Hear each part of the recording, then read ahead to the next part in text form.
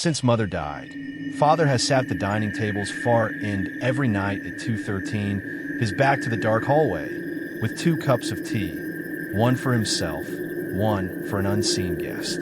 I am his son, and I'm not allowed to stand behind him. But the thin ring of salt, the red thread knotted strangely under the table, a half footprint in dust, and a face wavering in the mirror push me to find out who waits there. The night I stopped being afraid, I learned the truth. The figure is my twin brother, Raka, who did not live long enough to be named, asking not for a life but for a name and recognition. When we finally speak his name aloud, the clock that freezes at 2:13 moves to 2:14. The smells and signs fade, and the empty chair stops being a door and becomes a place of remembrance. Our house is small and old. At the hallway's end sits a wooden table with 3 ordinary chairs and one we call the end chair, always left empty. 40 days after Mother's prayers, Father's ritual began. At 2:13, never early, never late, he rises, makes 2 cups of tea, sweet for him, bitter without sugar for the empty place, and sits with his back to the hallway. Whatever happens, he tells me, his only son, don't stand behind me. I wanted to laugh it off, but the clock obeys something other than electricity. Even on the night the power failed, its hands found 2:13 the instant Father pulled the chair. I started noticing things. A hair-thin ring of salt circling the end chair's legs. A red thread under the table tied 2 turns left, 1 right. A damp cup ring that never dries though no one lifts the cup. When I ran my fingers over the tabletop, the cold wasn't wood. It was the cold of a headstone after rain. Why 2 cups? I asked in daylight. One for the one who sits, Father said quietly. One for the one who stands. Who stands? The one waiting for an answer. That night, from the hallway's edge, I watched his straight back. He barely moved, nodding as if listening. Air around the empty chair shimmered, like heat over asphalt, though the hour was bitter cold. The chair sighed. The sound would make underweight, though it held no one. Logic is my habit, but in that moment, I felt logic open a door. My aunt brought stew and stared at the end chair. Still, every night, Father nodded. When he stepped out to hang laundry, she whispered to me, "Before you were born, your father got lost." Lost where?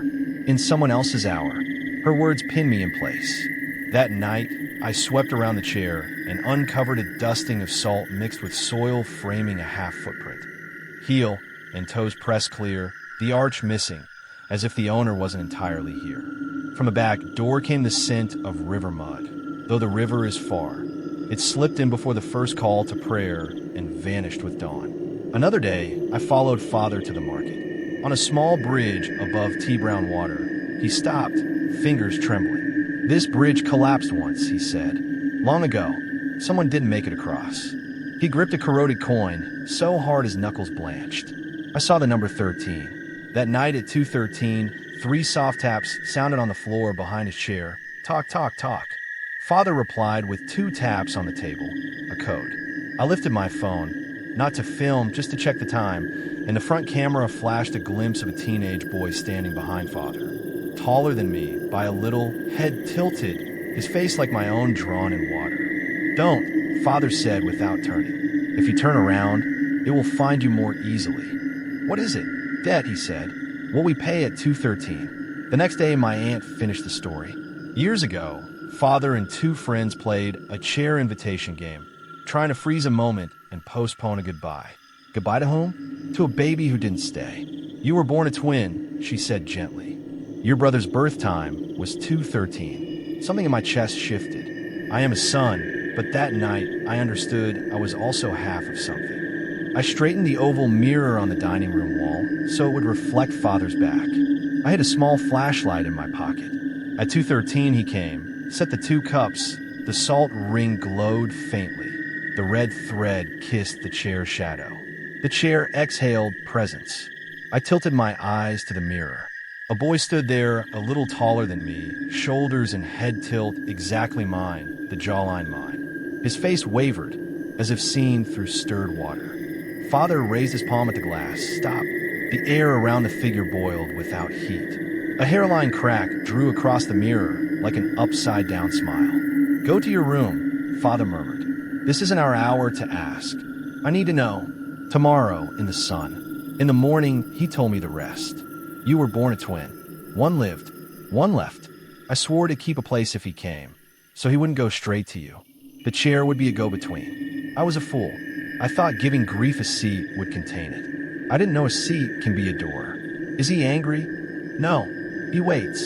Children who wait can make clocks hold still. What is he waiting for?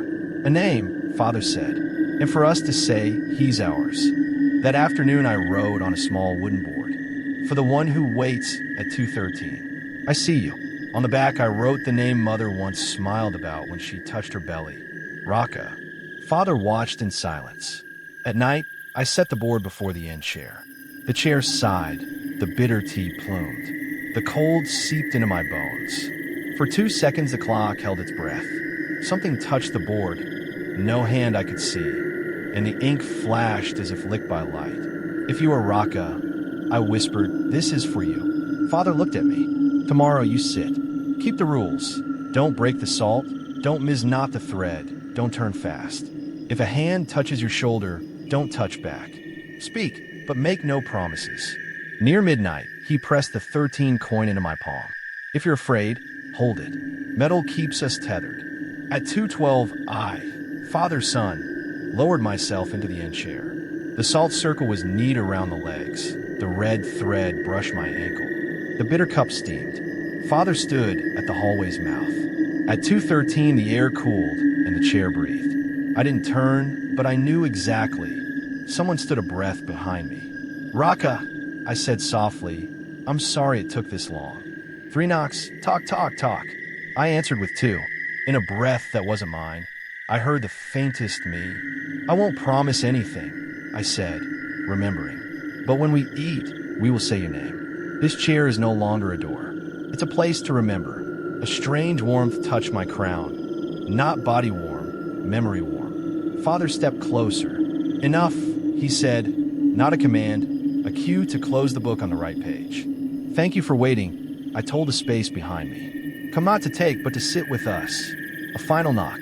The air loosened. The clock ticked to 2:14 and kept going.